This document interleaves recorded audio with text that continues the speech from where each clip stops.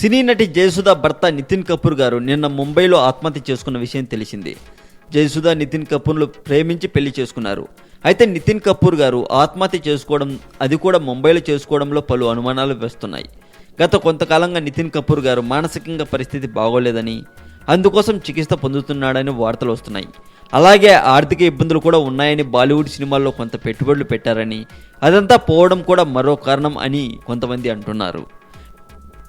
అయితే జయసుధ గారి కాపురం సజావుగా సాగిపోతుందని అందరూ భావిస్తున్న సమయంలో నితిన్ కపూర్ గారు ఆత్మహత్య చేసుకోవడంతో తెలుగు చలనచిత్ర పరిశ్రమ షాక్కు గురైంది అని చెప్పొచ్చు.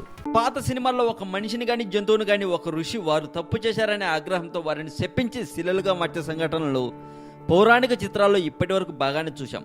జియో ఈ పేరు తెలియని వాళ్ళు మన మధ్య చాలా వరకు లేరు అని చెప్పొచ్చు. ఎందుకంటే ఫ్రీ డేటా, ఫ్రీ కాల్స్,